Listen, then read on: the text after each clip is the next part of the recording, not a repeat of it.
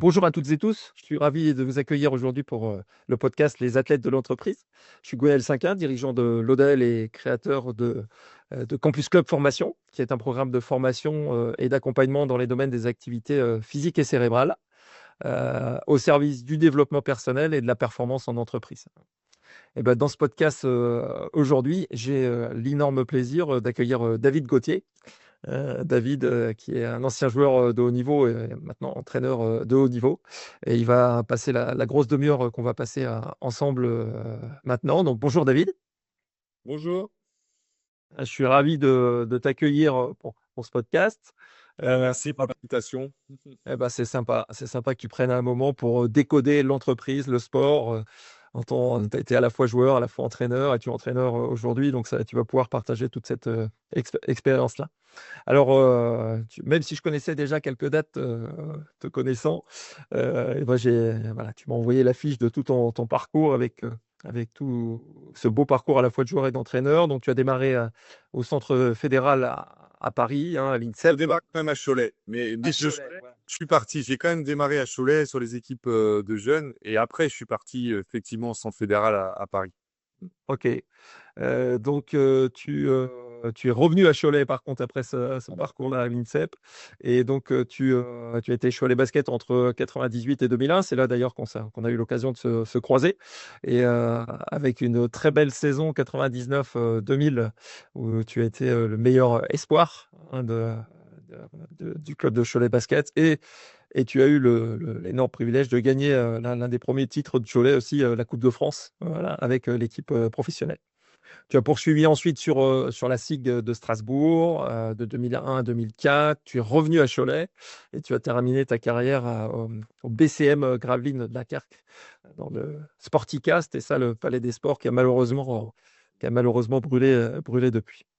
Alors, l'équipe de France a été un peu un fil rouge aussi dans ta carrière, puisque tu as été dans les équipes de France, championnat d'Europe U16, U18, U20. Tu as poursuivi aussi et en tant que pro eh ben, dans les sélections équipe de France A.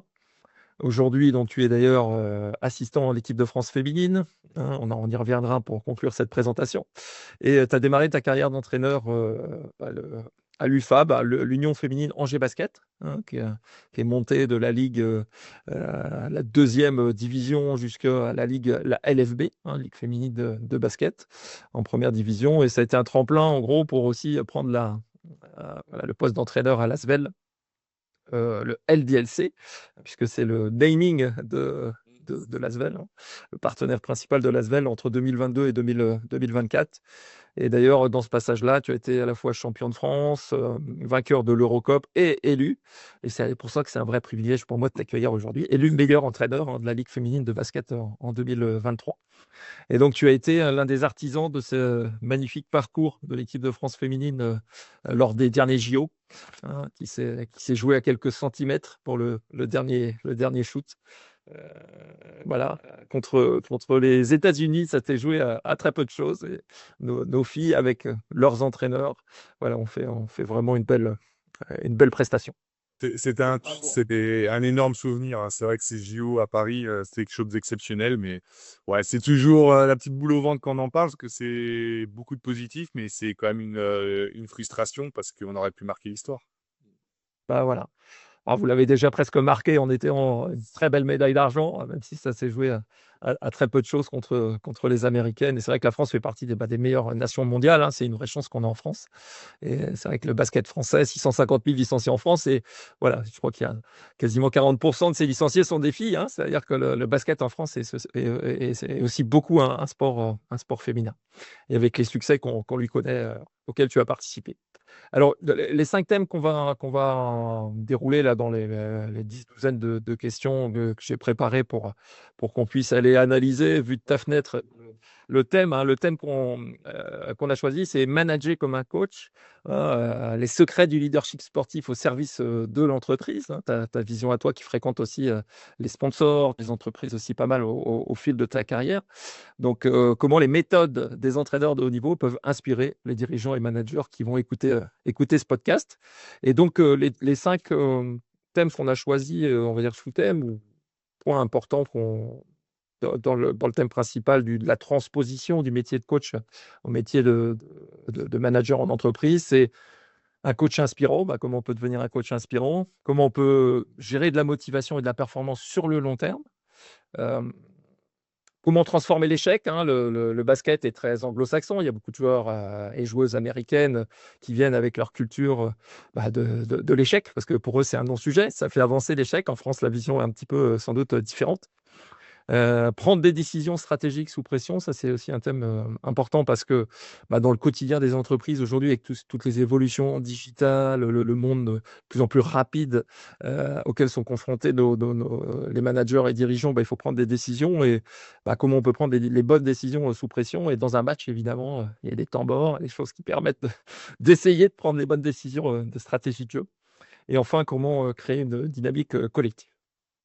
Donc, merci encore, David, pour voilà, te prêter au jeu de ces questions. Et première question pour ouvrir le débat sur le leadership inspirant, c'est euh, le coach doit avoir une vision forte, hein, pour son équipe, évidemment, pour pouvoir entraîner tout le monde. Mais comment il arrive concrètement, voilà, à emmener tout le monde sur le projet commun? Bah, je dirais dans un coach, déjà, ce qui va être important, c'est le projet qu'il veut mettre en place. Donc, et ça, c'est la même chose en entreprise. Quand on définit, il faut définir un projet, des objectifs précis. Et moi, dans le cas du coach, déjà, ça commence par le recrutement, en fait. Et les collaborateurs qu'on doit amener avec nous, déjà, il faut choisir des gens qui soient animés et qui puissent rentrer dans ce projet. Et puis derrière, on leur vend, on leur explique où la vision qu'on a des choses, la vision qu'on a du management, la vision qu'on a de où on va emmener l'entreprise ou le club, où on va emmener tout simplement aussi après, moi, la joueuse ou le joueur. Parce que on est maintenant aussi dans un monde où les gens vont d'abord regarder ce qui les intéresse personnellement. Et c'est ça le grand changement des dernières années. C'est qu'avant, on voulait que les gens s'adaptent à l'entreprise ou à l'équipe. Maintenant, je dirais qu'un manager doit plus s'adapter à la personne qui va recruter presque que celle-ci s'adapte à l'entreprise. Et ça, c'est vraiment un élément du management qui est capital. Donc moi, je dirais, pour répondre vraiment clairement à la question, c'est d'abord, il faut connaître la personne qu'on a en face, il faut lui vendre le projet qui est en adéquation avec son projet personnel et le projet collectif de l'équipe. Et puis derrière, ça roule. Mmh. Donc fixer, si je comprends bien, c'est à la fois fixer les objectifs, fixer, connaître, hein, c'est le mot que tu as employé aussi, connaître la personne, quoi. Faire le bon recrutement, voilà, faire le bon casting, hein, comme on dit. Voilà, scouter, hein, comme on dit au basket, la bonne personne, l'observer et puis en connaître un peu plus pour aller dans la bonne direction, la direction de l'équipe, quoi. Et Souvent fait une erreur et je vois pour côtoyer des fois le monde de l'entreprise ou à travers des amis qui me parlent de comment ça se passe dans leurs entreprises, on sous-estime l'importance de connaître la personne qu'on a en face et du recrutement. Des fois, on recrute, on se dit là, oh, bon, ça devrait le faire. Non, il y a une chose qui est sûre, on ne change pas les gens. On peut les faire évoluer, on peut les faire avancer, si déjà ils ont envie, parce que s'ils n'ont pas envie, on ne pourra rien faire. Et donc, prendre du temps et s'attacher à connaître la personne. Et nous, dans un monde où on vit quand même énormément ensemble, on va partager aussi des émotions très fortes, dans les deux sens, positifs comme négatifs. Si on ne connaît pas la personne, on ne peut pas être sûr qu'elle va s'adapter à notre projet. Mmh. Et comment justement, j'imagine connaître la personne et probablement l'étape suivante, une fois qu'elle est recrutée dans l'équipe, elle ou il est recruté dans l'équipe, c'est comment établir la confiance et maintenir cette confiance un peu dans le long terme. Ça, c'est un des points aussi essentiels il faut on peut dire croire en coach, au coach ou voilà, suivre son leader, ou, voilà, qui peut être le coach ou autre, mais comment on établit cette confiance-là dans la durée? Je pense que la première des choses, déjà, c'est quand justement on vend son projet qu'on veut mettre en place par rapport aux valeurs du club, aux valeurs de l'entraîneur. Derrière, il faut respecter. C'est la première des choses. Donc pour moi, le respect, déjà le respect sur tout un quotidien, le respect de la personne, qu'on s'aime ou qu'on s'aime pas, il faut avoir le respect. Puis après, nous, en tant que manager, en tant que coach, on doit respecter ce qu'on dit. Parce qu'à un moment donné, si là, on commence à dévier et qu'on change le discours, là, c'est compliqué. On peut réévaluer des décisions. Moi, les dernières fois que j'ai vendu des projets, je leur ai dit, moi, j'ai envie d'aller là.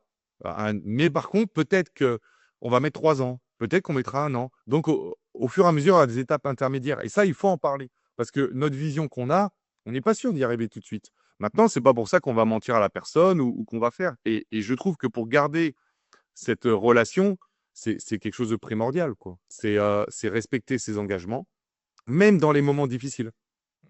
Et aussi de jalonner, hein, c'est ce que tu expliques, jalonner le parcours, quoi. Pour donner confiance, c'est aussi jalonner. Oui, parce qu'il y a toujours des étapes intermédiaires. On y reviendra tout à l'heure, mais c'est vrai que l'erreur est quelque chose de fondamental et on doit l'accepter. Mais en attendant, on ne peut pas sanctionner toutes les erreurs parce qu'actuellement, sinon les gens, ils n'auront plus d'initiative personnelle. C'est sûr, c'est sûr. Et pour conclure le chapitre, on va dire, du leadership inspirant, un bon leader, qu'il soit coach ou manager, un coach on va dire dans le sport ou manager dans l'entreprise, bah, parfois le coach, il doit se mettre un peu presque en retrait, hein. Je me rappelle, avoir écouté un podcast de Vincent Collet à l'époque qui dit, bah, à la mi-temps, je ne sais plus quelle compétition où Tony Parker prend la main. C'est lui qui prend la main et le coach se met en retrait. C'est-à-dire que c'est aussi un exercice quelque part en étant coach de pouvoir se mettre en retrait et de favoriser l'autonomie aussi de l'équipe. Et ça, il y a eu des vraies évolutions sur le sujet, quoi. Ouais, après, chaque entraîneur ou manager est différent. C'est vrai qu'il y a plusieurs années, dizaines d'années, peut-être 20 ans, on était beaucoup sur des managements directifs où le manager il disait fallait faire. Maintenant, ça évolue, mais j'ai envie de dire, c'est aussi la personnalité du manager qu'il a envie de mettre en place qui correspond aussi avec qui il est. Et moi, c'est vrai que par rapport à ce que disait Vincent ou ce que tu parlais, moi, je suis plus comme ça. Et je pense que le manager aussi, des fois, il doit être capable de mettre son ego de côté, parce qu'on n'en a pas encore parlé, mais que ce soit dans une entreprise ou dans une équipe, l'humain, l'ego, ils sont fondamentaux. Et si à un moment donné, nous, en tant que manager, on veut toujours avoir le dessus, je pense, maintenant c'est la vérité à moi, donc allez, aucun cas sûr, mais moi en tout cas, je travaille comme ça. Il faut être capable de s'effacer parce que dans les moments difficiles, on parlait d'urgence, dans des moments difficiles, nous sur le côté, on peut rien faire ce qui se passe sur le terrain. À un moment donné, quand un manager envoie ses commerciaux sur le terrain, il a beau leur dire tout ce qu'il veut, il va pas pouvoir interagir sur ce qui va se passer quand ils auront les clients seuls face à face. Donc, dans certains moments, justement, si on veut voir aussi comment il réagit, il faut être capable de leur laisser cette action et qu'ils prennent cette autonomie aussi, cette confiance de pouvoir prendre l'initiative tout seul et pas de toujours être complètement guidé par un manager omniprésent. Qu'ils aient, qu'ils aient l'autonomie, hein, on revient bon, voilà, à ce Oui, thème-là, l'autonomie. ouais, puis surtout au-delà de l'autonomie, parce qu'on parle d'autonomie, mais moi je dis aussi qu'il soit naturel, parce que pour donner le meilleur de soi-même, c'est quelque chose qui doit venir de nos tripes, et c'est pas quelque chose qu'on va pouvoir forcément toujours changer ou articuler comme on veut. Maintenant, je pense que le meilleur commercial, c'est celui qui vend avec son cœur et qui croit dans son produit, qui va le faire. Moi, j'ai une expérience personnelle où avec ma femme, on tenait un commerce. Ma femme, elle est zéro formation commerciale. On avait un commerce, elle croyait dans son produit, elle aimait son produit. Fallait qu'elle aide en vente, elle vendait à 70% de réussite, là où on embauchait des personnes soi-disant commerciales qui vendaient à 20%. Parce qu'elle, juste, elle croyait, elle connaissait son produit et elle y allait. Et ça, c'est quelque chose qui est fondamental, de laisser ressortir le naturel des vendeurs ou le naturel des employés, des joueurs, des joueuses. Parce que c'est dans ces moments-là, dans les moments difficiles, c'est l'instinct, le réflexe qui surgit. OK, et ça fait complètement sens avec le deuxième thème qu'on avait prévu d'aborder sur la motivation et la performance, hein. Ouais. Quand tu es entraîneur, bah, une saison, voilà, elle dure longtemps, hein, ça démarre, voilà, au mois d'août, on va dire, dans le basket, pour se terminer au mois de mai, juin, selon les compétitions. Mais comment on arrive à, on va dire, garder, à maintenir la motivation, et garder des collaborateurs engagés sur la durée? C'est souvent difficile. C'est pour ça qu'il faut toujours mettre des étapes hein, dans les objectifs. Mais aussi, il faut réussir à créer la motivation. Et l'évolution d'aujourd'hui fait que la motivation est souvent intrinsèque. Donc, il faut réussir tout le temps à stimuler, ben, moi, les joueuses ou dessous. Mais malheureusement, je dirais malheureusement parce qu'on reste dans un sport collectif, mais on doit d'abord les stimuler par quelque chose qui leur plaît individuellement. Il y a 10-15 ans, ou même ma génération, et j'ai eu le cas une fois avec une joueuse, où ma génération, nous, ce qui comptait, c'était la gagne. On voulait gagner un match. Notre prestation personnelle passait au second plan.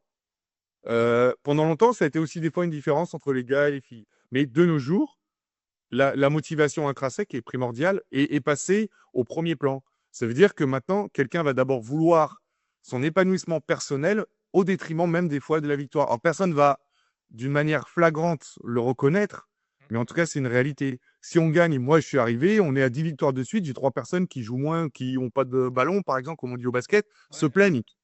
Mais on gagne 10 matchs de suite, donc tout le monde devrait être heureux. Non, c'est pas la réalité. Maintenant, ces mêmes personnes ont brillé, mais on perdait, bah, elles avaient le sourire la semaine d'après. Donc en fait, c'est ça aussi. Il faut aller toujours éveiller cette motivation intrinsèque par un entretien régulier. Il y a beaucoup de communication à avoir. Il faut, notamment chez le management féminin et dans les entreprises, c'est la même chose. Il faut leur dire 90% de positif en permanence. Donc, en fait, il faut toujours, la motivation, on va l'avoir aussi par la reconnaissance qu'on peut amener, par flatter, par dire que c'était bien et toujours éveiller ses sens de, en fait, de qu'est-ce qui se passe au quotidien et de le valoriser. Mmh. La culture du positif, hein, voilà, qui est une culture dont on a du mal à s'imposer en France, mais en tout cas, c'est ce que tu décris là, d'être positif dans le pilotage des entretiens des différentes personnes que tu peux animer, quoi, quel Ouais, que ce tout à soit dans le fait. sport ou dans l'entreprise. Voilà. Pour, Et après, alors, après aussi, le deuxième point, c'est dans qu'est-ce qu'on met en place au quotidien. Donc nous, par exemple, c'est dans les entraînements. Eh ben, pour casser, il faut casser les routines, faut toujours amener quelque chose un peu de nouveau, parce que cette motivation, au fil dans la fatigue, au fil de l'évolution, elle peut s'effriter. Moi, quand je vois une entreprise, trop souvent, des fois, les gens restent toujours dans leur bureau. Par exemple, par l'intermédiaire de ta société avec Jean-François, des trucs de cohésion, euh, déjà, les gens ont fait sortir un groupe de travail de son cadre. de Juste l'entreprise. ça, quel que soit le contenu de ce qu'on va faire, ça pourrait être aller à un resto, d'aller manger, d'aller quoi que ce soit. On met les gens dans un autre contexte. Et ça, c'est garder la flamme animée d'une équipe aussi. Et ça, faut pas oublier qu'il faut casser les routines et il faut entretenir aussi l'épanouissement personnel de tout le monde. Mmh mh. Et comment instaurer alors pour clore ce chapitre-là sur la culture, de la gagne? Hein, on parle dans le sport de la culture de la gagne, hein. Tu dis, je perçois dans ce que quand tu présentes là, c'est tu dis, il y avait une culture de la gagne de l'équipe. Maintenant, il y a de la gagne peut-être un peu plus individuelle. Heu, voilà, comment tu arrives à jongler entre ces 2 cultures de la gagne, bah, pour, gagner, hein, comme en 2023 où tu gagnes, 3 titres, voilà, un titre individuel en tant que meilleur entraîneur et puis Oui, que collectif avec l'équipe. Comment tu arrives à instaurer ça, cette culture-là de ben, la gagne? en fait, c'est là toute la base qu'on parlait tout à l'heure, du recrutement, du projet qu'on met en place, il est clé. Parce que cette année-là qu'on gagne, on a une équipe qui est très forte, c'est évident. Mais on a une équipe aussi avec énormément d'ego et aussi beaucoup de joueuses qui veulent être la leader ou le leader. Donc, et dans un groupe, c'est pas possible. On peut avoir deux, trois leaders, mais avoir des joueuses, avoir quasiment six ou sept joueuses qui, dans n'importe quelle équipe, seraient l'option numéro un, il faut réussir à mettre tout le monde autour d'un projet. Et pour ça, eh ben, c'est là qu'il faut dire, ben, donner les règles, mettre son projet en place et aussi être assez malin pour certaines personnes, leur faire comprendre qu'elles vont être importantes, mais peut-être pas dans le rôle qu'elles l'attendaient. Et pour réussir à, ben, en fait, on vend son projet, on essaie de faire adapter au fur et à mesure. On sait que ça plaît pas toujours, mais on fait. Et après, c'est là où on dit toujours qu'un groupe est sur toujours un fil. Parce que chaque décision peut faire basculer dans le négatif ou peut faire basculer vers quelque chose de plus positif. Donc, de l'entretenir, c'est déjà de bien clarifier les choses et après d'avoir une vraie idée de ce qu'on veut faire. Et après aussi, il faut laisser cette autonomie et laisser réguler aussi, des fois, tout simplement par son groupe, surtout quand il y a un groupe qui a beaucoup d'ego. S'il y a un groupe où il y a beaucoup moins de convictions personnelles, il y a beaucoup moins de vécu, c'est un groupe jeune, c'est un groupe qui est inexpérimenté, là, le manager va peut-être prendre plus de place. Et c'est là qu'est l'important d'être capable tout simplement de s'adapter. Et nous, dans le métier d'entraîneur, la première chose, c'est l'adaptation. Et c'est pour ça que je disais, des fois, mettre son ego de côté. Des fois, il faut être plus présent, des fois, il faut être moins. Mais c'est pareil avec ses collaborateurs. On gère un staff aussi. Et tout le monde a besoin, à un moment donné, de se sentir aimé, d'exister aussi. Parce que c'est des choses à une nouvelle génération qui sont très importantes. Sentir rêver, tout à fait aussi. Et toujours, hein, l'axe, c'est ce qui ressort en fil rouge, hein, dans ce que tu dis, c'est une direction, quoi. C'est-à-dire, il y a un projet, il y a une direction, il y a un recrutement. Le recrutement, il est adapté à cet objectif. Il y a des objectifs intermédiaires. Et donc, et c'est le troisième thème, il y a aussi des échecs. C'est-à-dire qu'à un moment, on perd des matchs, il y a des joueurs qui se blessent aussi dans le sport. Et ça arrive aussi malheureusement dans l'entreprise. Il y a des gens qui courent, qui quittent les parcours, quels qu'ils soient, ou sportifs ou pour un échec ou des échecs. C'est voilà, comment un manager peut, à partir des échecs, en rebondir, quoi. Déjà, c'est au début, c'est de montrer que on accepte l'erreur. Parce que avant l'échec, il va y avoir des erreurs. Et aussi, c'est parce que le sport, pour moi, c'est aussi l'école de l'erreur. À un moment donné, on peut pas réussir quelque chose tant qu'on n'a pas échoué ou tenté plein de fois. Donc, c'est géré parce qu'il y a quand même beaucoup de gens qui sont exigeants avec eux-mêmes et justement qui ne tolèrent pas de pas réussir. Donc, pour accepter un échec, déjà, il faut, ou en tout cas rebondir, pour aussi tout mettre en place pour pas avoir l'échec, il faut déjà commencer à la base. Ça veut dire s'entraîner, et puis répéter, et puis faire. Après, dans la gestion d'une saison, moi, c'est ce que je dis. Tout à l'heure, on dit on vend un projet. Des fois, ça va bien se passer, des fois, ça va mal se passer. Et ça, il y a des faits qu'on ne peut pas contrôler, et ça sera ni la faute du collaborateur, donc de la joueuse ou du salarié, ou ni la faute du patron ou de l'entraîneur. Des fois, c'est juste que ça ne matche pas. Et ça, il faut l'accepter, et c'est surtout dans ces moments-là pour le gérer. Parce que des fois, on ne peut pas changer.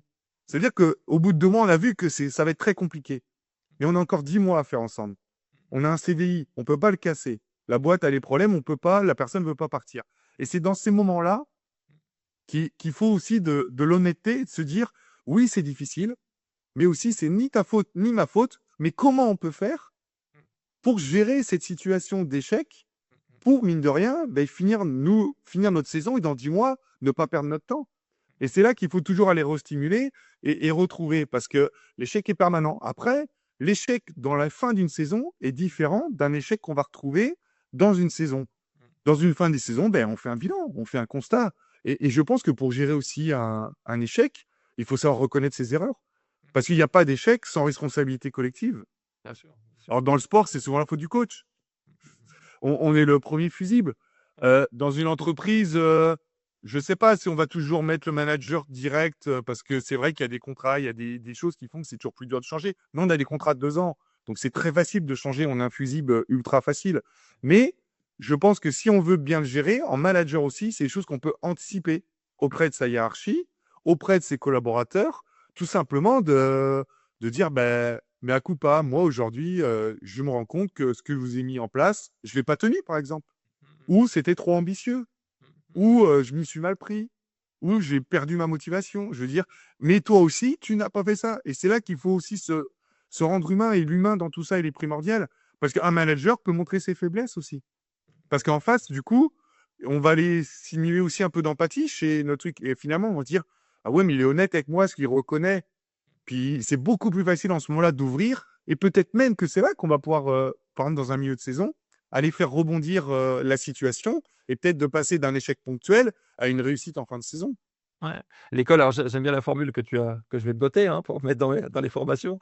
Le sport, c'est l'école de l'échec.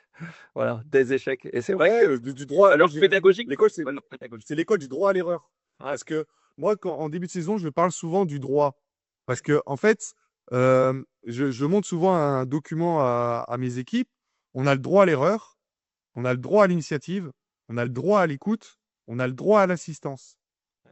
Et souvent, on s'aperçoit que les gens, ils veulent le droit à l'erreur, ils veulent le droit à l'initiative, ils veulent le droit à l'écoute, mais ils ne sont pas forcément dans l'assistance. Ouais, ok, ok. Et qu'est-ce que tu veux dire par là d'ailleurs, assistance, c'est-à-dire de demander de l'aide ou c'est Non, d'aider les autres. d'aider les autres? Ok, c'est dans le sens où L'assistance, ouais. voilà. Le Assistance. call écoute, ça veut dire qu'on va vouloir toujours trouver une oreille pour aller se plaindre, pour aller expliquer qu'on n'est pas bien. Mais est-ce que nous, on est prêt à être l'oreille des autres? Ouais, voilà. Ok, ok. Et dans une équipe, c'est ça qui va être important. C'est on doit aussi tolérer l'erreur de l'autre, comme on va accepter, les autres vont accepter sa propre erreur. Mais quand l'autre, il n'est pas bien, ben, on va être content. En tout cas, ou quand nous, on n'est pas bien, on va être content que les autres nous aident. Mais quand les autres sont pas bien, il va falloir aller les aider. Et Et ça, c'est comment? souvent. Ouais. Pas simple, mais comment tu fais de manière concrète alors là, parce que ces quatre engagements-là, de droit d'écoute, jusqu'au droit à l'assistance, comment toi tu infuses ce message avec l'équipe et comment, en tant que manager, on peut le faire dans l'entreprise? Je dirais qu'au début, c'est montrer des exemples. D'accord. Et voilà, au début, parce que quand on le dit, c'est pareil. Alors, j'essaie que mes discours soient pas trop longs au début. J'essaie de stimuler sur vraiment 2, 3 choses que je crois d'extrêmement important. Mhm. Donc, ça, j'en parle. Mais par exemple, je passe pas 10 minutes à parler de ça. J'en parle. Par contre, après, quand l'anneau arrive et j'ai des exemples concrets, Mhm. eh ben, on essaye de mettre en place où j'explique, non, mais tu me demandes d'accepter que tu rates des tirs, par exemple. Mhm. Mais toi, est-ce que tu acceptes que moi, j'ai fait une erreur sur un temps mort, par exemple?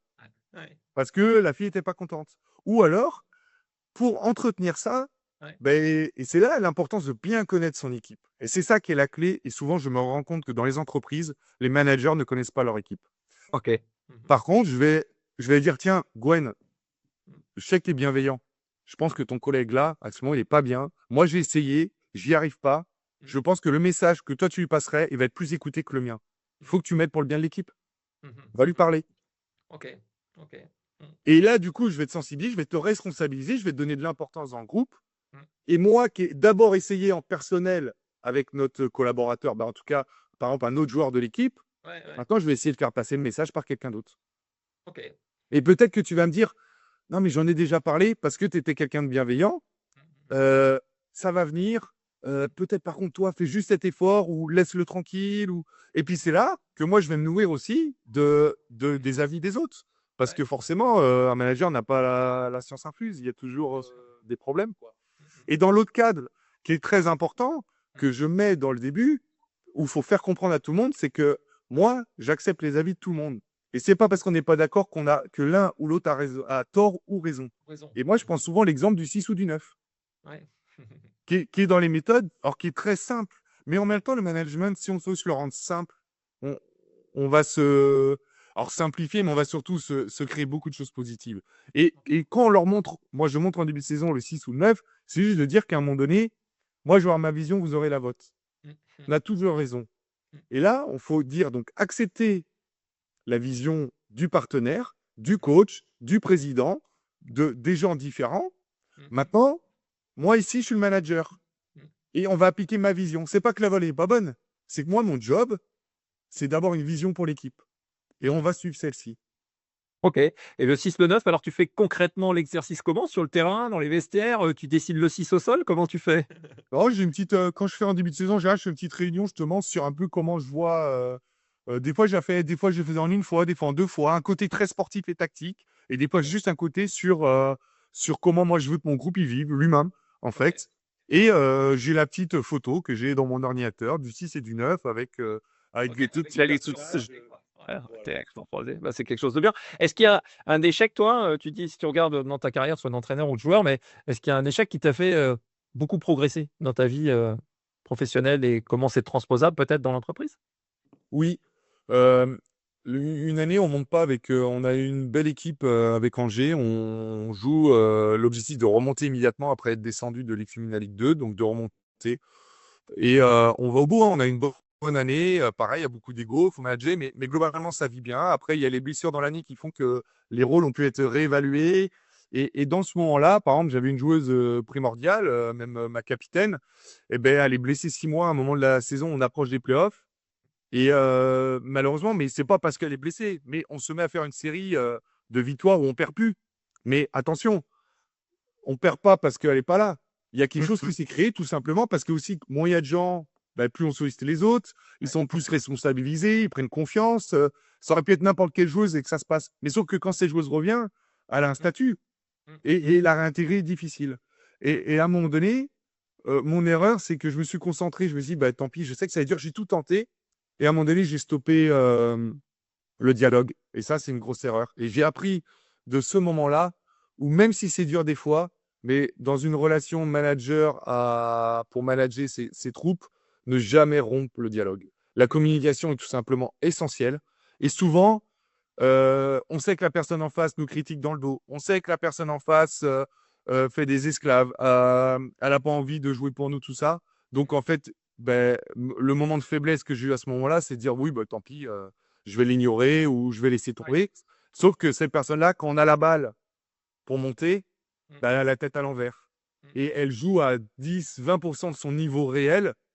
Et moi, je lui en veux pas d'avoir joué comme ça. Je m'en veux peut-être à un moment donné de ne pas avoir encore assez insisté. Pas pour forcément lui donner le rôle qu'elle voulait, parce que dans ce moment-là de saison, je ne pouvais plus lui donner ce rôle. mm, Par contre, elle restait fondamentale. J'ai beau lui dire à un moment donné, ben, j'aurais dû encore continuer, parce que dans ces moments-là, les gens négatifs d'un groupe se réunissent. C'est automatique. mm, mm, Et il y avait une autre joueuse qui était un leader négatif. Elles ne se sont pas parlé de l'année. Et nos 3 dernières semaines, elles ont passé leur temps ensemble. mm, mm, Et mm. moi, si Ouais. j'avais gardé ce contact humain avec elle, je l'aurais peut-être gardé du côté, on va dire, Du bon côté de la force. voilà, c'est ce que j'allais dire, voilà, sur le bon côté, pas le côté obscur, justement. Ouais, pas le côté obscur de la force. Ouais, il y a un leadership négatif qui peut se mettre en place, malheureusement, au Donc, sein. de cet échec, j'en ai retenu un élément, même si des fois, on sent pas la personne en face, on l'aime pas, n'aime pas ses attitudes, quoi que ce soit, ne jamais rompre le dialogue. Et malheureusement, c'est souvent à nous, le manager, d'être plus intelligent et de faire ces efforts-là et de prendre sur soi. De prendre sur soi. C'est aussi une règle en management.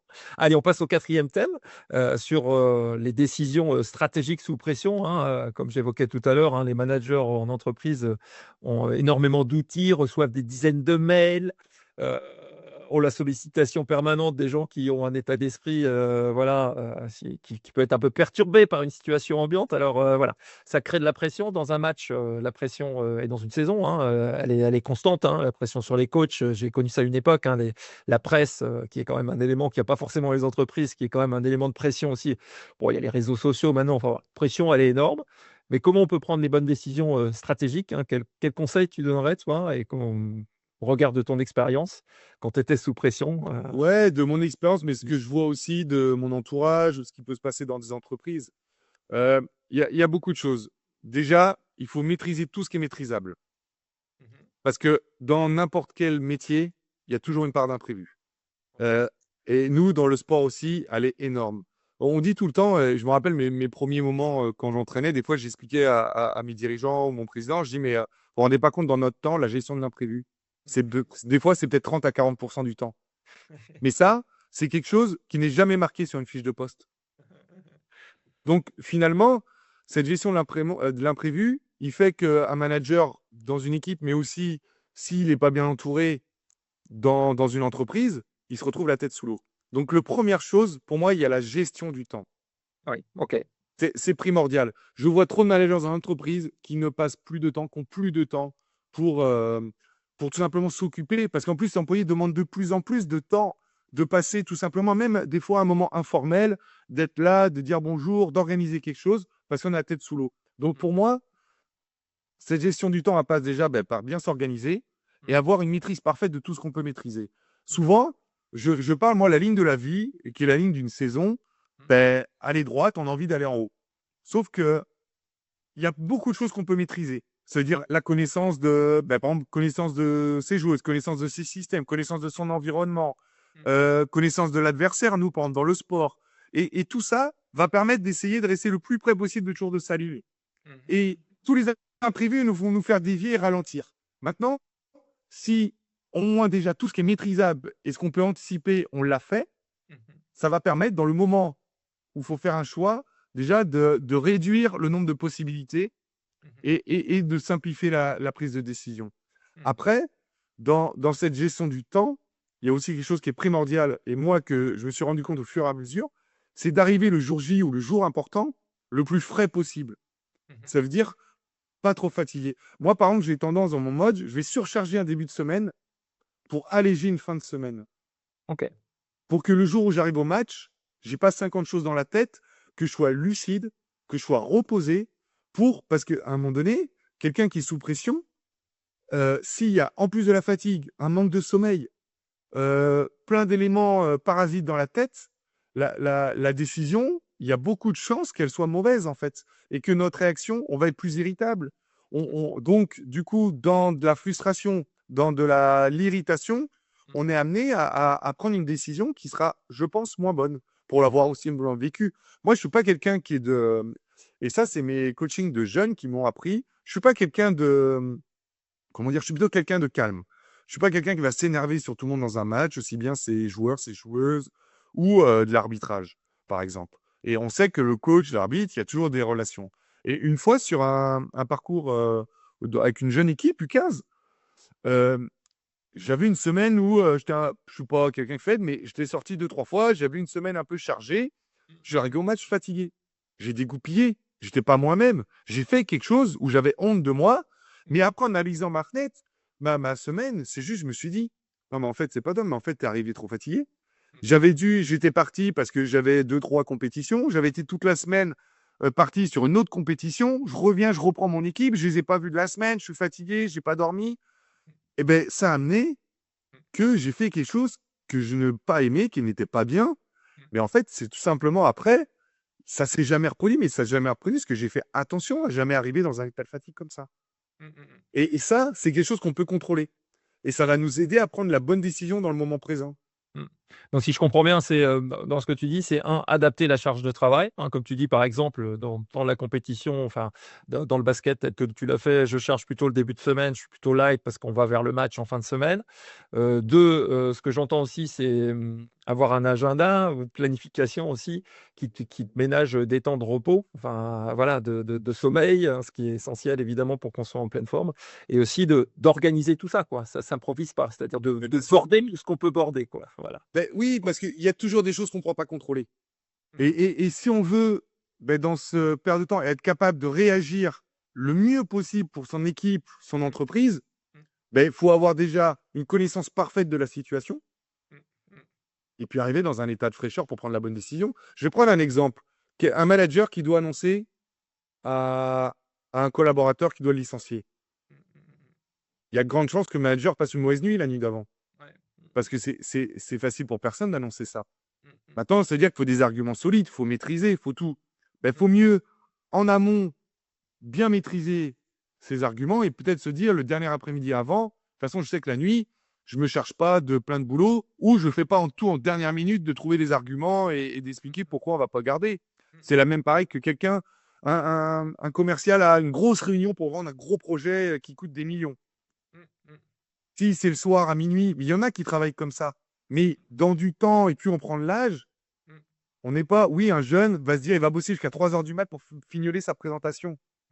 Et je pense que l'expérience amène dire, une semaine avant, ton truc, il est carré. Et justement, tu prends du temps peut-être pour appeler deux, trois collaborateurs. Qu'est-ce que tu penses de ça? Et tu fignoles, mais vraiment, des trucs 2, 3 jours avant.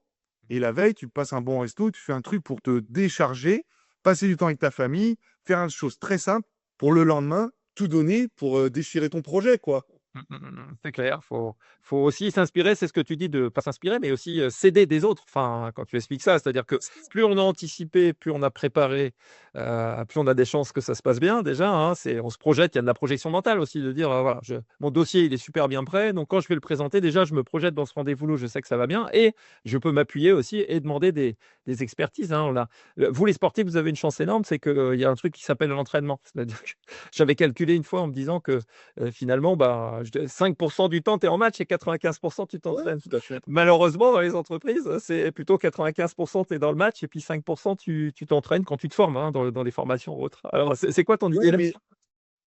non, mais bien sûr, mais en fait, ce qui permet, c'est ce qui est plus dur aussi dans le sport, c'est que du coup, le côté passionnant, il est que 5% du temps. Ouais. C'est le côté qui te donne des émotions exceptionnelles.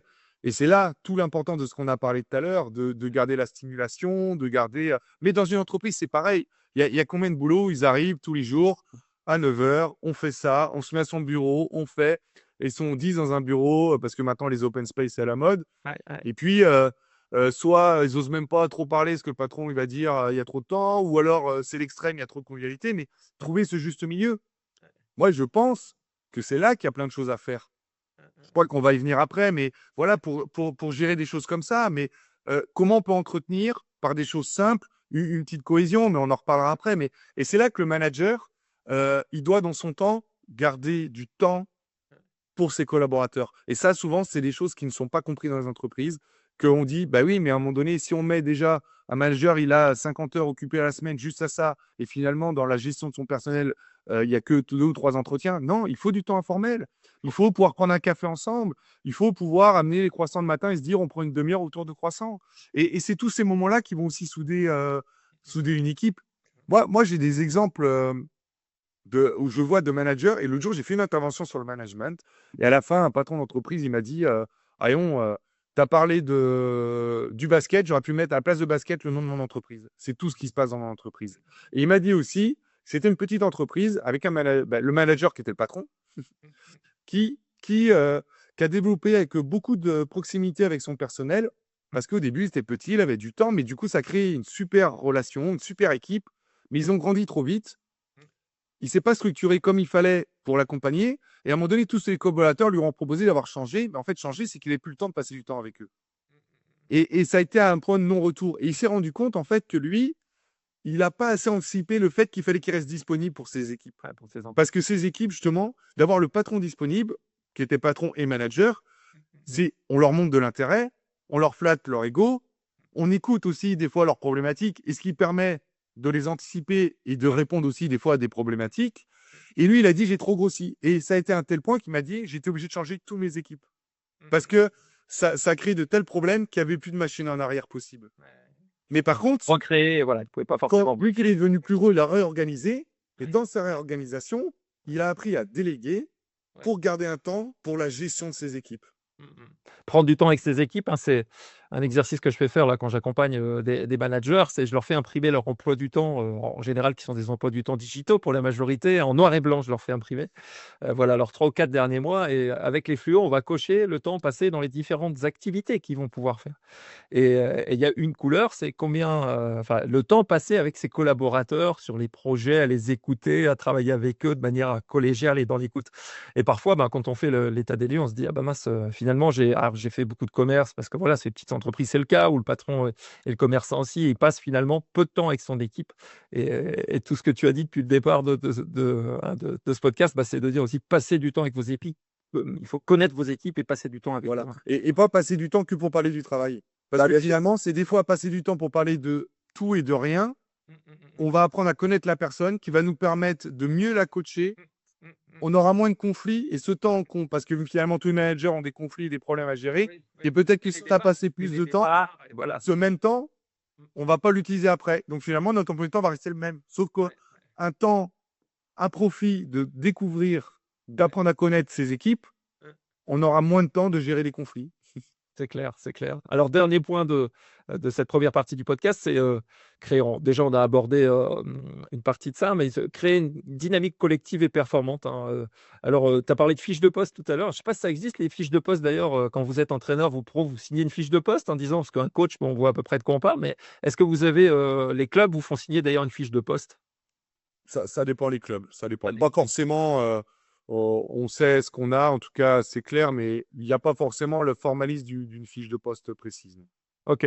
Et alors comment justement, les définitions de fonction, alors qu'on est dans l'entreprise, beaucoup d'entreprises d'une certaine taille, bah, ont ces fiches de poste et comment avec chacun sa mission, hein, chacun évidemment a sa définition de mission pardon et comment, on arrive à au-delà de ça, à filer un rôle précis, mais aussi, que les gens dépassent leurs prérogatives, on va dire ça comme ça. Comment on les emmène à se dépasser dans au service de l'équipe? Ben, je pense que déjà, pour avoir le dépensement de soi, il faut avoir l'épanouissement. Donc, on Ouais. part de la base, et ce qu'on parlait dès le début, c'est faut les faire rêver dans le projet. Faut que tout le monde y trouve son compte et prenne du plaisir dans ce qu'il fait. Parce qu'à un moment donné, si on stoppe de les faire rêver, on rentre dans de la routine. Ouais. Et ça, c'est compliqué. Donc, la première chose, c'est que tout le monde doit être à l'aise dans ses baskets. Ouais. Et pour ça, ben, il faut bien choisir les postes et mettre les gens aux bons endroits. Ouais. OK. On va pas revenir sur le recrutement, tout ça, mais pour moi, ça reste la base de tout. Ouais. On peut pas, dans une cohésion d'équipe, alors il y a beaucoup d'avis différents. En tout cas, moi, j'ai le mien, à tort ou à raison. Une cohésion, on ne l'invente pas. On pourra faire tous les exercices. Si on met des gens qui sont absolument pas compatibles ensemble ou trop, on pourra faire tout l'exercice, faire venir tous les professionnels de la cohésion, tout ce qu'on veut. Quand ils vont se retrouver ensemble, ils ne sont pas capables d'avoir la même traduction verbale ou le même dictionnaire, ça ne passera pas. Donc, ce recrutement et cet assemblage de personnes, il est déjà fondamental. Moi, ce que je dis après, c'est que par contre, on peut entretenir. C'est-à-dire que si la cohésion ne se fera pas avec ce groupe parce qu'il est mal construit, ou à l'inverse, la cohésion est naturellement bonne, quoi qu'il arrive, il faut entretenir. Ça veut dire que si elle est mauvaise, il faut au moins entretenir ce qu'on a, OK. Ouais. Mmh. pour pas que ça soit pire. Mmh, mmh, mmh, mmh, mmh. Si elle est bonne, eh bien, il faut l'entretenir pour la garder. Et ça, pour moi, l'entretenir, c'est faire des choses simples au quotidien. Et moi, le mot simple, c'est un mot qui est primordial dans le management. Parce que des fois, j'en entends trop, ils viennent, mais moi, on veut m'apprendre la vie, on veut m'expliquer tout ça, des trucs, les beaux discours, les beaux trucs. Mais finalement, juste un peu de bonne honnêteté, un bon projet, connaître la personne en face, lui donner le rôle qui convient à ses compétences, à ses envies. C'est pas compliqué. À partir du moment où on veut juste pas changer les personnes, pas réinventer ce que c'est du management ou du commerce ou un métier. Et ça, c'est une approche je pense aussi, de bienveillance, de simplicité et de pas vouloir se croire plus fort que tout le monde, quoi, quand on est manager. Et moi, des fois, j'ai tendance à dire ça. Et donc, dans entretenir une bonne cohésion, ben, moi, des fois, je dis à mes équipes, bah, déjà, les anniversaires, on fait un petit truc. Par contre, attention, on sait que les gens, ils ont déjà passé toute la journée au travail, ils n'ont pas forcément toujours envie d'aller refaire un resto le soir. Ou en attendant, dans un groupe, il y a peut-être sur les 10 personnes, il y en a 5 qui adorent sortir et qui n'aiment pas être chez eux. Puis il y en a 5 qui c'est dur parce qu'ils aiment bien avoir leur soupape de compression, de décompression, pardon, d'être seul. Eh ben, le compromis, c'est peut-être se dire, allez, on fait amener quand même quelqu'un à chaque fois, un petit gâteau, une bouteille, ça prend un quart d'heure à la fin. Ceux qui veulent rester 1 heure, ils restent 1 heure. Mais au moins, pendant 15 minutes, on a tous partagé. Moi, je suis né le 8 janvier. Dans mes équipes, le 8 janvier, j'amène toujours les galettes des rois. Et je dis, celui qui a la fête, viendra mettre une galette. Ben, au moins, pendant un mois, ça nous entretient. Très dynamique. Voilà, ça entretient une petite chose. Quand c'est. Une fois, j'avais une joueuse du Pays-Bas. J'ai fait moi le gâteau. Il paraît que vous avez fait des super gâteaux là-bas. Gâteau basque, le gâteau basque. Voilà. Et ben, elle dit, ah, un jour j'en ferai. Alors, on a fait 5 ans, mais une fois, elle est venue avec son gâteau, elle l'a fait elle-même. Ben, tout le monde a été impressionné par ce qu'elle a fait. Mais c'est pareil. On fait faire les choses par les gens. C'est dur, mais en attendant, ça montre aussi qu'elles ont pris du temps pour les autres. Et c'est des choses très simples, mais aussi c'est des choses qui montrent aussi les valeurs des uns. Et derrière, on va pouvoir discuter. Ah, mais comment tu fais ça? Moi, l'autre jour, j'ai essayé de faire ça. Et puis, en fait, on rapproche les équipes. Et dans les entreprises, on a tendance à rentrer dans la routine et faire peu de choses. J'ai un autre exemple aussi concret que j'ai entendu des fois de quelqu'un d'entreprise, justement faire une cohésion à l'extérieur. Souvent, les équipes au début, oh, fait chier, ça nous prend une journée, j'ai beaucoup de boulot. Souvent, les gens, ils y vont un peu À reculons. à reculons, quoi. Et puis à la fin de journée, bah alors, c'était comment? Oh, c'était sympa ce qu'on a fait, on a passé un bon moment et tout. Eh ben, je pense que dans les entreprises, et c'est pas toi qui vas dire le contraire, parce que vous faites des belles choses, des belles initiatives pour booster les entreprises à sortir aussi. C'est pas le contenu qui va faire la différence, c'est juste qu'on a mis les gens dans un autre contexte. Ouais. Même si Ailleurs votre, que dans leur bureau, ailleurs que dans leur usine ou dans leur atelier. même si votre contenu il est très bon, mais on pourrait juste aller manger un plateau de fruits de mer. C'est quelque chose, on sort les gens de leur bureau. Et c'est dans ces moments-là aussi qu'on crée quelque chose et qu'on explique que ben, j'ai pas forcément les moyens de t'augmenter. Mais je veux quand même faire un effort et moi, je suis quand même prêt à dépenser un peu d'argent pour vous. Euh, des fois, les gens, ah, mais j'ai pas eu assez de primes. C'est pas grave, mais un petit chèque cadeau, c'est pas grand-chose, mais ça montre quand même que on y pense. Parce que on n'est jamais obligé de faire quelque chose. Et notamment un manager, c'est toujours dur de vendre à ces trucs. Mais des regroupements comme ça, des chèques cadeaux, c'est des choses en plus que souvent dans de nos charges. Genre après, je suis pas spécialisé de tout ça, mais qui coûtent beaucoup moins cher que verser une prime chargée avec toutes les charges et tout ça. Donc, il y a toujours des moyens, pécuniaires ou pas, d'aller stimuler et la reconnaissance de nos collaborateurs. Et c'est toutes ces choses-là qu'on va entretenir la cohésion. Parce que moi, je crois fort que la cohésion reste naturelle et que on peut faire venir n'importe quel, comment on dit, travailleur, on va dire, sur les aspects mentaux, préparateurs mentaux. Oui, oui, cohésion. Bien sûr, ça va amener. Mais si ton groupe, s'il y a deux choses qui peuvent pas se voir, c'est pas les faire mettre face à quelqu'un que ça va changer. Ouais, que ça va changer. Faut faire de la solution, elle vient de l'intérieur. C'est toujours ça. Il peut y avoir des aides extérieures, mais la solution, elle vient de l'intérieur. Cultiver C'est simple, que les gens, comme mot-clé. ouais, et cultiver que les gens aient toujours des petites interactions, Ouais. même si elles s'aiment pas, même si on s'apprécie pas, mais autour de choses toutes simples. Et c'est vrai que des fois, amener une bonne bouteille. Moi, à Lyon, je suis arrivé, mon staff, j'ai amené 2 menthes pastilles, je les ai mis dans le bureau, et puis après, des fois, hey, vous venez goûter ce qu'on fait chez moi.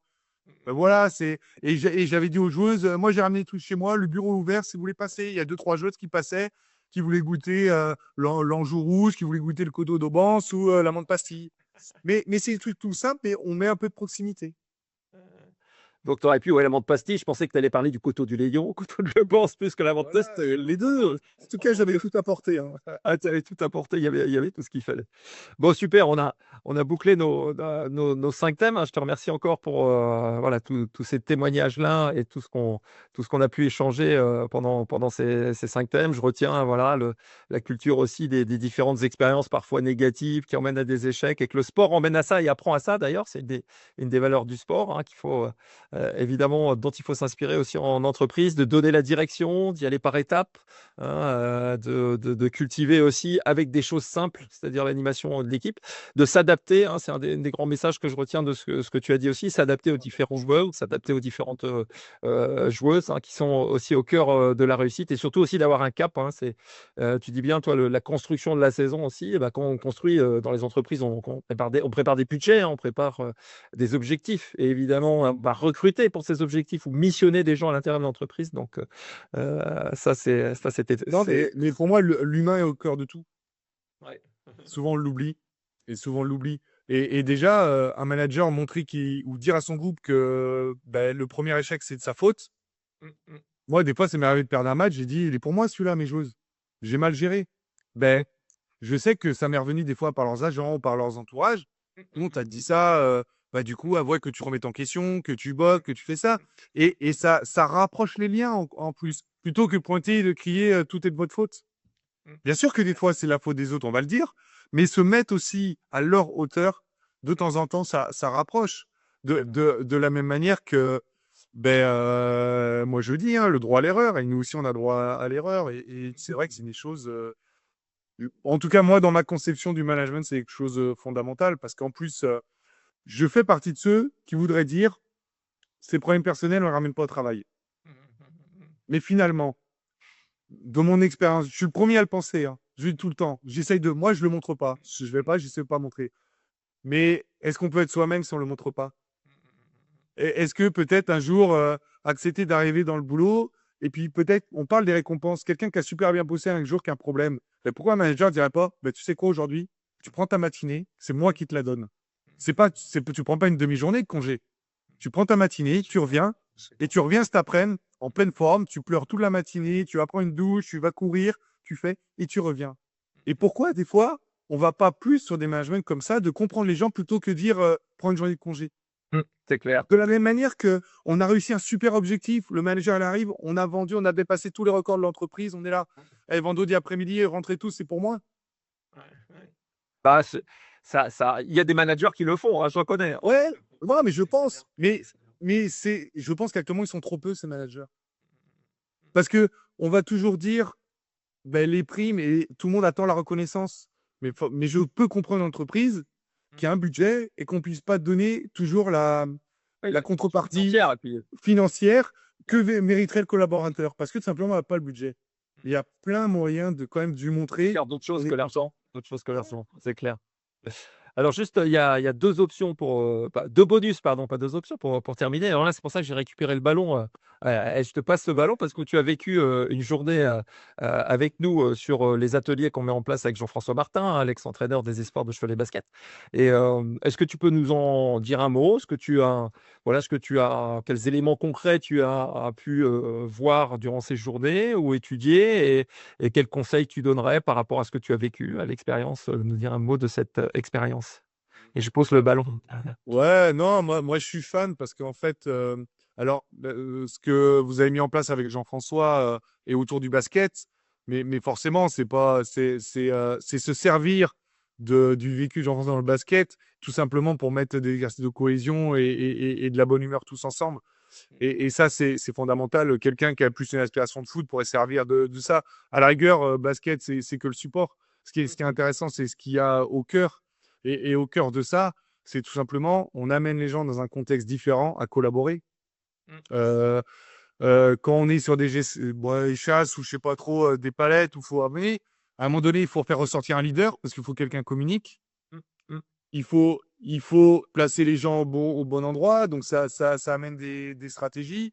Il faut coordonner de l'importance du leader, mais aussi il faut frustrer personne parce qu'il y en a forcément qui vont être plus empotés les uns que les autres. Donc, en fait, on va comment dire, on va éveiller des sens que les gens ne se connaissaient pas. À la fin, l'exercice un peu, je sais pas, je l'appelle ça de l'araignée, je sais pas le nom qu'a l'exercice, mais il faut mettre tout le monde ensemble parce que s'il y en a un qui tire dans le mauvais sens, on n'arrivera pas à obtenir le commun. Et en fait, c'est génial parce que, alors, je ne crois pas que sur le long terme, on va changer un groupe totalement, mais par la multitude d'interactions comme ça, on va développer et on va créer une atmosphère, on va consolider la cohésion, on va entretenir une atmosphère positive parce qu'on sait que notre groupe, fondamentalement, il s'aime pas. Mm. Voilà. Et j'ai beaucoup apprécié. J'ai passé un très bon moment parce que finalement, là, on est tous un peu nus. Ça Ouais. veut dire que personne maîtrise ce qu'il a, donc on oublie, personne peut tricher, quoi. Et c'est ça. Ouais. Alors après, quand on fait participer, on a eu la chance de t'avoir, on a eu Cyril Akpomeda, on a eu Antoine Rigaudot, on a eu voilà, des anciens basketteurs pros comme toi. Et à chaque fois, on sent quand même, quand on les voit jouer, on a eu Laurent Forest aussi, avec qui on avait travaillé avec les Béliers de Quimper à une époque. Et quand on met ces entraîneurs ou ex-joueurs, etc., sur le terrain, il y a toujours quand même la gagne qui ressort hein, dans les ateliers qu'on propose, quoi. Il y a cette gagne que vous avez un peu chevillée au corps, vous les entraîneurs et les anciens joueurs, quoi. Ouais, je pense que on l'a beaucoup dans le sport, ce côté compétiteur, parce qu'à un moment donné, on peut pas avancer. Et c'est ce qui nous fait, c'est ce qui nous nourrit, surtout notre génération. C'est de gagner. C'est quelque chose. Moi, je peux dire n'importe quel jeu. Moi, ça m'est arrivé avec mon cousin, on jouait à la console de jeu. D'un coup, je jetais la manette et je me barrais, je rentrais à pied. Il m'avait amené de rentrer à pied parce que de frustration et voilà, parce qu'il y a ce côté compétiteur. Et je dirais aussi. On a ce côté observation, on peut devancer les choses parce que notre fonction fait ça, mais du coup, on peut inspirer aussi des gens à juste regarder par l'observation, par des choses, et puis on peut générer des choses positives. Mais c'est sûr que au-delà de ça, de la gagne, je trouve qu'on passe un bon moment convivial, et c'est ça le plus important. C'est ça l'important, c'est ça l'important. Super. Et ça, c'était notre premier bonus. Et un autre bonus que je te propose, c'est le portrait chinois pour conclure notre échange. Alors, des choses un peu générales dans le choix que je vais te donner, et tu pourras m'expliquer ou motiver un peu le choix que tu vas faire là, dans cette présentation. Et en conclusion de notre échange, alors, si je te dis talent ou entraînement, qu'est-ce que tu préfères, le talent ou l'entraînement? Tu es obligé de choisir, hein. L'entraînement, Ok, parce que une personne talentueuse qui s'entraîne fort, fait une personne d'exception. ok. Et voilà, et qu'à un moment donné, dans un groupe, on n'aura pas que des talentueux, et c'est quand même le travail. Et le besogneux aussi peut des fois surpasser le talentueux, donc non, le travail. Ok, le travail et l'entraînement. Réflexion ou action? Alors, tu as été quelqu'un d'action sur le terrain parce que tu étais joueur. On peut dire maintenant c'est la réflexion, peut-être les deux, j'en sais rien. En tout cas, réflexion. Moi, la réflexion, je suis pas quelqu'un d'instinctif, je suis pas là, j'ai pas l'achat convulsif, je vais aller regarder 10 000 fois les avis, les prix, les trucs. Et je dirais aussi, je remets une petite couche par rapport à ce qu'on a parlé tout à l'heure, mais la réflexion, et c'est pas parce qu'on a parlé des fois de prendre les avis des collaborateurs, tout ça, on a ficelé un projet.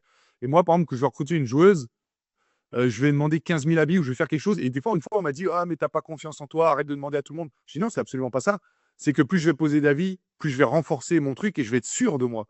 Et des fois, Enrichir, réflexion, enrichir ma ouais, position. moi, je vais enrichir. Et puis, peut-être au moment de faire un choix, j'aurais fait mon choix avec tous les paramètres. Et moi, je le vois plus comme ça. D'accord. Alors, dans les entreprises, il y a des réunions, des briefs, des débriefs. Dans le sport, il y a des temps morts ou vidéo. Il y a des séances vidéo où on prépare les matchs et puis il y a des temps morts dans le match. Donc, c'est deux moments différents. Est-ce qu'il y en a un qui te plaît plus que l'autre? Voilà. Hum.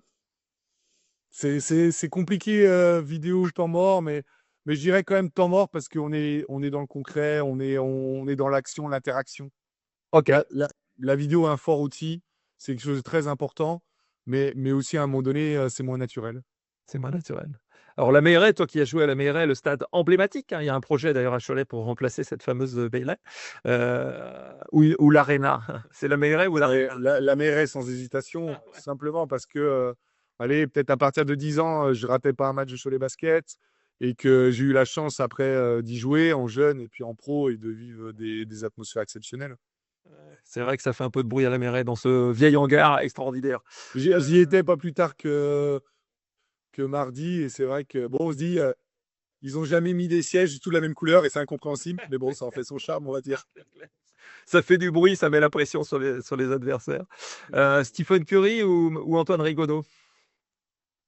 C'est difficile, ça, hein. C'est difficile et je vais peut-être prendre mon joker sur celle-ci. Ah, ok, ok. Non, je dirais le joueur que j'étais, sans contestation, Antoine Rigaudot, parce que comme je dis, à partir de 10 ans, j'étais toujours, et c'était un joueur phare de Cholet. Et puis après, On l'a suivi par tout ce qu'il a fait dans sa carrière. Donc, le joueur que j'étais dirait Antoine Rigaudot, mais le coach que je suis dirait Stephen Curry, parce qu'il révolutionne le basket. Et moi, actuellement, je dois m'inspirer plus de ce qui se passe au présent qu'au passé. Donc, le joueur parle d'Antoine Rigaudot et le coach Stephen Curry parce que il a amené une nouvelle vision de ce qu'est le basket. Et forcément, moi, je m'en inspire beaucoup et je développe un jeu qui va plus avec ça. Ok. Alors, comme on était toujours à Cholet, on va rester un peu dans le Choletais aussi. C'est peach ou banane le fruit pour ton goûter du matin ou de l'après-midi. Le pitch, parce qu'il est historique et il me rappelle l'enfance, il me rappelle tout ce que j'ai connu. Ouais. Euh, Même si pour mon régime, c'est mieux la banane. ouais, c'est vrai, c'est vrai. Manger des fruits, hein. Voilà. Alors, matin ou soir? Euh, Matin, Matin, matin, je suis matin, je suis un lève-tôt. ok. Et ça t'apporte quoi d'ailleurs, le fait de te lever tôt? Ça t'apporte quoi dans ton organisation personnelle? Ben, je trouve que le matin, on fait plein de choses, c'est plus calme, il y a moins de sollicitations, le téléphone sonne moins, ou par exemple, et ben voilà, on est plus productif, je trouve. Ok. En tout cas, moi, Ok. parce que j'ai une femme, c'est le contraire, elle est du soir, des fois, c'est pas un champ de face. Oui, vous arrivez à vous croiser quand même de temps en temps. Ouais, ça va, ça se passe plutôt bien. On a quand même pas mal d'années de mariage. Mais non, non, mais c'est vrai que elle me dit, ah, mais moi, le soir, mais c'est pareil, à un certain moment, le soir, il y a moins de sollicitations. Mais voilà, c'est différent. Mais en attendant, le plus important, c'est de trouver son équilibre et surtout de se trouver ces moments où on n'est pas sensibilement perturbé, parce que c'est ces moments-là où on perd l'efficacité au travail. Super. Alors, avant-dernière, la LFB, Ligue féminine de basket, ou la WNBA?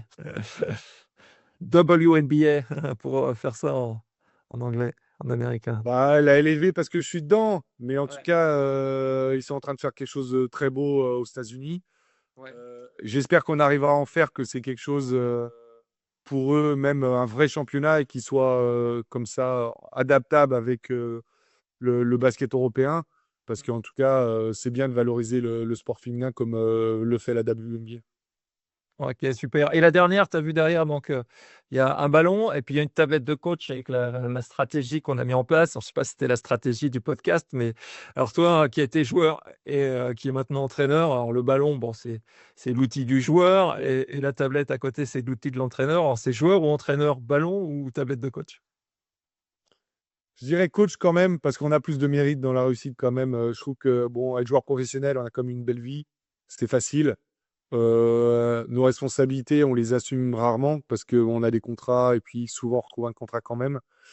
Mais coach, c'est différent. On est souvent comment dire, le disjoncteur. Il faut vraiment travailler beaucoup pour réussir. Encore bon joueur aussi, bien sûr. Faut pas. Mais je trouve il y a plus, il y a une satisfaction supplémentaire à réussir en tant que coach quand même. Mhm. Avec plus de difficultés, comme tu Ouais, c'est vrai, avec que la réussite dans la difficulté. Ouais. Ok. Est-ce que pour conclure, est-ce que tu as un mot que tu souhaiterais partager, une phrase ou une citation? Enfin, est-ce qu'il y a quelque chose qui te vient à l'esprit comme ça, pour conclure le thème hein, qu'on avait sur le leadership, voilà, manager comme un coach? Est-ce que tu as quelque chose à partager en conclusion de notre entretien? Non, je dirais que dans le management aussi, ce qui est important, qu'on essaye toujours de se mettre à la place de celui qu'on va manager. Ça peut permettre de mieux le comprendre et c'est quelque chose pour moi d'important et je l'ai répété souvent et moi en tout cas je veux mettre en place un management autour de l'humain parce que voilà tout ce qui vient de l'intérieur, c'est-à-dire qui vient de soi, du manager comme des trucs, c'est quelque chose de toujours beaucoup plus puissant et beaucoup plus productif parce que les gens en ont envie. Donc voilà, après j'ai pas forcément d'autres choses à rajouter, mais et puis voilà, moi souvent humain, travail, voilà, c'est des respects, moi c'est des valeurs importantes, mais voilà qu'on peut mettre et qu'on peut transmettre aussi. Ok. Alors moi, le mot de la fin, juste, c'est vraiment un mot que je retiens de ce que tu as dit et qu'on partage avec ceux qui vont regarder ou écouter ce podcast, c'est la simplicité. Je pense que d'ailleurs tu es quelqu'un je te connais de longue date et qui respire la simplicité et d'ailleurs ça fait vraiment partie de ton ADN et de ta qualité aussi, hein. Et je pense que dans le management, il faut faire des choses simples. Il y a plein de petites choses qui se font au quotidien et qui font la réussite, quoi. Tout à fait, il n'y a pas très longtemps que ça, j'ai eu des joueuses pour leur vendre un projet et j'aurais juste dit à un moment donné, maîtrisons tous les basiques. Ouais. Et vas-y, Des fois, si on fait ça, déjà, on a acquis beaucoup de choses. Et souvent, et je dis, et moi le premier, j'adore la tactique, j'adore ça, puis on veut toujours en faire quand on va amener ça, mais c'est du temps passé au détriment des fondamentaux. Des fois. Et les fondamentaux, on dit toujours, c'est la base, c'est la simplicité. Donc voilà, maîtriser tout ce qu'on peut le plus simple, et souvent, ça aide quand même, hein. Ok. Bon, bah, merci David hein, pour ce Oh, merci pour cet temps échange très sympathique. très sympa. On a été un petit peu plus long que prévu, mais c'était tellement riche que voilà, j'imagine que tous les auditeurs ou ceux qui nous regarderont, les spectateurs sur YouTube, apprécieront cet échange. Merci à toi. Merci, merci. À bientôt. Bonne journée.